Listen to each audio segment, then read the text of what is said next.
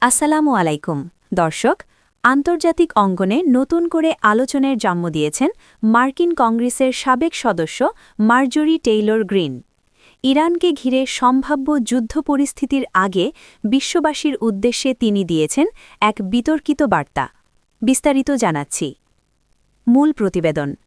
মার্জরি Taylor green দাবি করেছেন যুক্তরাষ্ট্রের সাধারণ জনগণ বিদেশে নতুন কোনো যুদ্ধে জড়াতে চায় না। তার ভাষায় ২০২৪ সালের ভোটেও আমেরিকানরা বিদেশি যুদ্ধ ও রেজিম চেঞ্জের বিরুদ্ধে অবস্থান নিয়েছে।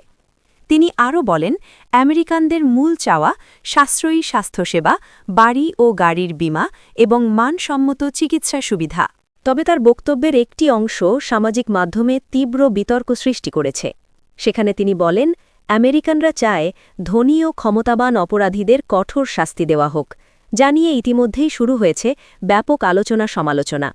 গ্রিনের মতে, যুক্তরাষ্ট্রের মানুষ ভালো বেতনের চাকরি, নিজের বাড়ি কেনার সামর্থ্য, শক্তিশালী বাণিজ্য চুক্তি এবং বিশ্ব শান্তি চায়। একই সঙ্গে তিনি বলেন, আমেরিকানরা বিশ্বের বিভিন্ন সুন্দর দেশে ভ্রমণ করতেও আগ্রহী। গ্রিনের এই বার্তা আন্তর্জাতিক রাজনীতিতে নতুন বিতর্ক উস্কে দিয়েছে। বিষয়টি নিয়ে আপনাদের মতামত কি, কমেন্টে জানাতে ভুলবেন না। ট্রেন্ড পালস বিডির সঙ্গে থাকার জন্য